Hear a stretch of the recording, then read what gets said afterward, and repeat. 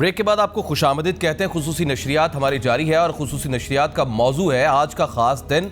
और इस ख़ास दिन में जो 3 जलसे मुख्तलिफ होने जा रहे हैं और जो सियासी दर्जा हरारत बढ़ रहा है, बल्कि बढ़ चुका है, ना सिर्फ सियासी बल्कि मौसम का दर्जा हरारत भी। मौसम की बात तो नहीं कर रहे हैं, लेकिन इस ब्रेक से पहले बल्कि जब आगाज़ हुआ डिस्कशन का तो मुर्तज़ा सोलंकी साहब जो मेरे साथ इस पैनल में मौजूद है, आयशा सिद्दीक़ा साहब भी मौजूद हैं, उन्होंने इसको इतवार बाज़ार का नाम दिया और इस इतवार बाज़ार में 3 दुकानों का नाम दिया और उन 3 दुकानों का नाम दिया कि इस्लामाबाद, लाहौर और कराची में ये तीनों दुकानें सजी हुई हैं। क्योंकि आज हम फैसला करने जा रहे हैं कि एक्चुअली हम किसकी बात माने, हम किसकी समझें। ज़रा लाहौर और इस्लामाबाद की तो मंजरनामा हमने देख लिया था, ज़रा कराची चलते हैं। हमीद सुमरो हमारे नुमाइंदे वहां मौजूद हैं। पाक सरजमीन पार्टी आज वहां बड़ा जलसा करने जा रही है और आज फैसला होगा कि उनके हाथ में कितने पत्ते हैं, किस नौइयत के पत्ते हैं और वो खेल क्या सकते हैं। हमीद, आपको क्या दिखाई दे रहा है, कितने गेट वहां पर जिनाब बाग में रखे गए हैं और वहां पर क्या होने जा रहा है, कब तक की जलसा शुरू होगा, आगाज होगा और इसका इख्तिताम कब होगा, आज क्या का कुछ मुतवक्के है, कितनी वैक्यूम है वहां पर, तो गर्मी भी बहुत ज्यादा है, किस तरह से ये मैनेज हो रहा है सब कुछ वहां?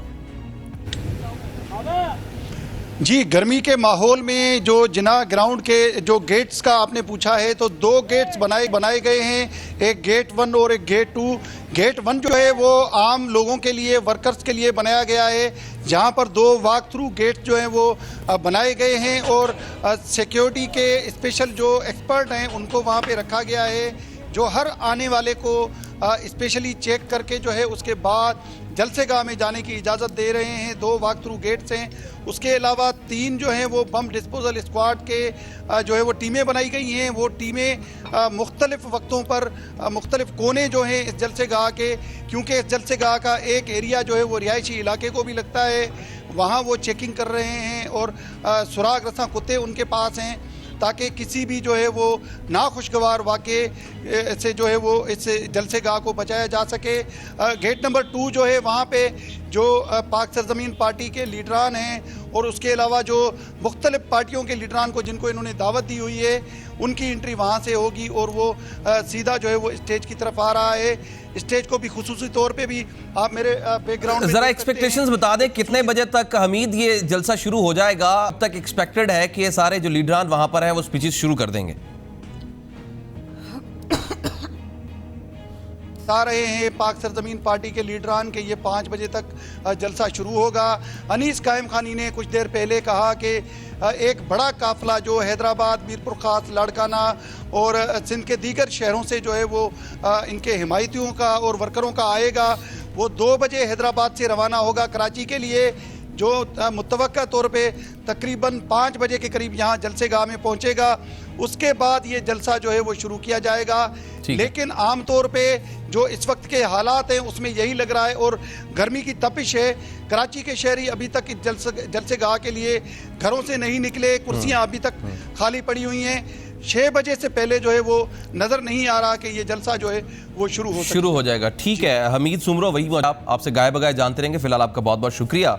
जो मंजरनामा नाज़रीन बन रहा है, ऐसा लग रहा है कि मगरिब से पहले जमात इस्लामी अपना सारा शो दिखा चुकी होगी और उसके बाद फिर पाकिस्तान तहरीक इंसाफ एक्टिव होगी और एट द एंड जब इमरान खान साहब अपनी स्पीचेस कर चुके होंगे, लग ये रहा है जो हालात दिखाई दे रहे हैं, उसके बाद फिर पाक सरजमीन पार्टी अपना शो करेगी। क्योंकि टेलीविज़न की एक स्क्रीन है और एक स्क्रीन पर सारे जलसे दिखाने हैं और आज मीडिया का भी इम्तिहान है। एक बार फिर से आपको वो तकरीर का हिस्सा सुनाते हैं जो पीएम साहब ने की थी।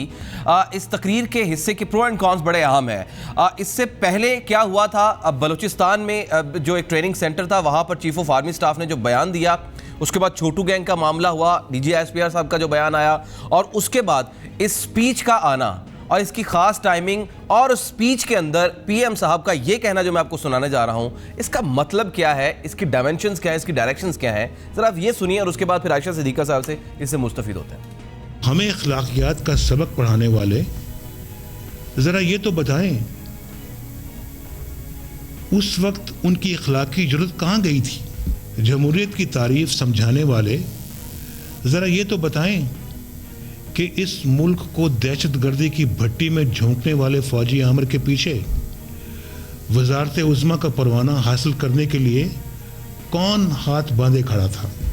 कौन हाथ बांधे खड़ा था, ज़रा हमें बताएं तो सही। और इखलाकी जुर्रत का और चंद बाज़मीर लोगों का इन्होंने जिक्र किया, जाहिर है उसकी तारीख तो गवाह है। आयशा साहबा, ये किसकी तरफ इशारा है? देखिए जी, ये चल रहा है, ये जो करप्शन की आड़ में असल में जो एक सिविल मिलिट्री एक झगड़ा जो है, तनाव जो है जो कि बिल्कुल हमेशा बढ़ जाता है। तो ये फिर तीसरी दफ़ा ये आए हैं, वज़ीर आज़म बने हैं, मेरे ख्याल में तीसरी दफ़ा कुछ ऐसी इनकी पॉलिसीज़ हैं जिस पे फ़ौज शायद मुत्तफ़िक नहीं है और चाहती है कि ये कम से कम मियाँ साहब जो हैं वो घर रवाना हो जाएं। और आप ये देखिए कि ये जो पार्टीज़ हैं जो कि आज कर रही हैं, अब मज़े की बात आप ये देखिए कि कोई इनमें से ये नहीं कहता कि ये कह सकता कि ये बिल्कुल पाकबाज हैं या इनके पास ऐसे एलिमेंट्स नहीं हैं, इनके मेंबरान जो कि जिन्होंने पैसे ना खाए हों, बासफ़ा ये कोई गारंटी नहीं है, ठीक है। लेकिन साथ साथ ये सब अपनी अपनी दुकानें भी चमकाने का इंटरेस्ट है। जैसे जमात इस्लामी की आपने बात की, बिल्कुल इनके डेडिकेटेड वर्कर्स हैं, लेकिन जमात इस्लामी कैसे क्राइसिस से भी गुजर रही थी। नहीं, मेरे स्पीच का मैं सॉरी टू कट यू, इस स्पीच का हिस्सा सुनाने का मकसद ये था कि क्या हम इससे जज कर सकते हैं कि सिविल मिलिट्री रिलेशनशिप्स इस वक्त हैं क्या इससे पहले जो शक्ल दिखाई जा रही थी कि जी हम बड़े एक पेज पर और ये वो, क्या हम कह सकते हैं कि अभी मामला जरा तनाव में आ गया? देखिए जी, कभी भी एक पेज पे नहीं थे, कभी भी नहीं थे, ये कभी भी एक पेज पे नहीं थे। हुकूमत चलाने के लिए, क्योंकि देखें एक मान के बात चलें कि हमारे यहाँ फ़ौज जो है एक बड़ी ताकतवर एक इदारा है, बिल्कुल है, जिसका एक रोल है, बड़ा मुनज़्ज़म इदारा है जी, ठीक है। और सिर्फ मौज़म की हद तक नहीं जी, सिर्फ सियासत में एक सियासी पार्टी है, ठीक है, एक बहुत बड़ी मुनज़्ज़म सियासी पार्टी भी है, ठीक है।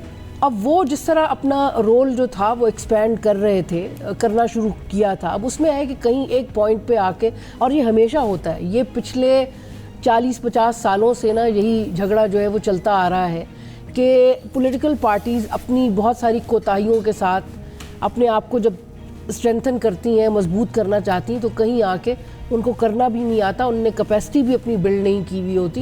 इस वजह से वो झगड़े का एक वक्त आ जाता है जिस पे फिर पहले तो यही होता रहा कि वो खुद आ जाते हैं, लेकिन इस दफ़ा जो झगड़ा है वो चल रहा है वो ये है कि फ़ौज अपने पार्टनर्स के थ्रू चाहती है कि एक डेमोक्रेटिक तरीके से इनको धक्का दे, तब्दीली लाए, बजाय ये कि खुद कूदने के, क्योंकि खुद अगर आएगी तो उसके अपने बहुत सारी कबाहतें हैं, IMF है, वर्ल्ड बैंक है, पैसों के मामले हैं, और फिर ये कि इस रियासत का बोझ अगर डायरेक्टली अपने कंधों पे उठा लेंगे तो फिर वो भी नहीं चलेगा, और फिर बिल्कुल एक्सपोज होने का ख़तरा है। अभी तक तो यही चल रहा था ना कि सियासी पार्टी थी जो फैसले आप करते थे, गालियां वो खाती थी। सो अब आके ज़रा टेंशन जो है वो बढ़ गई है। लेकिन मुर्तज़ा साहब, जिस बात का जिक्र आयशा साहबा ने किया है कि हमेशा बढ़ जाती है, लेकिन ऐसा तो हमने पीपल्स पार्टी के दौर में नहीं देखा।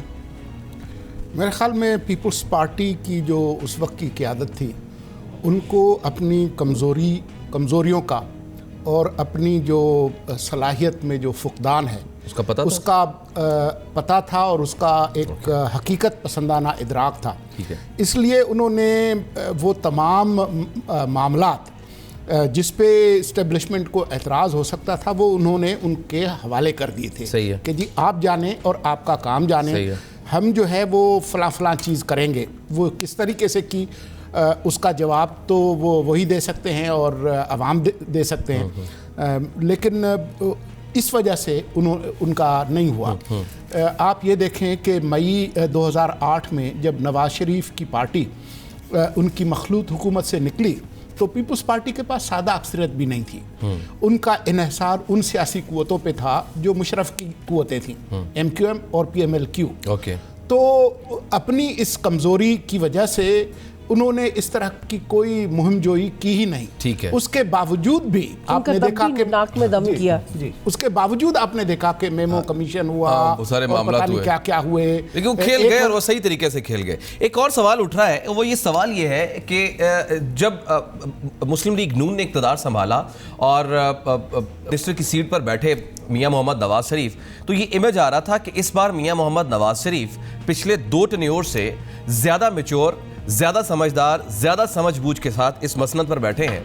इस समझबूझ के बाद अगर ये कह दिया जाए कि पीएम साहब ने ये जो स्पीच की है या पीएम साहब के जो साथ वाले हैं उन्होंने ये स्पीच करवाई है, तो वो किसी ऐसे नहीं करवाई होगी, उसके पीछे भी कुछ लॉजिक्स होंगे। यानी ये भी एक इंदिया दिया जा रहा है। जो तज्जिया निगार है वो ये कहते हैं कि सोच समझकर, प्लान और अच्छे तरीके से तैयारी करके ये सब कुछ कहा गया है। और ये जो मामला है आज की इतवार के बाजार, आज के इतवार बाजार के बाद चंद दिनों के बाद मजीद गर्म होगा, जब मुस्लिम लीग नून, काफ, पीपल्स पार्टी ये भी जलसे करेंगी, तब मोमेंटम बढ़ेगा। और तब क्या होगा?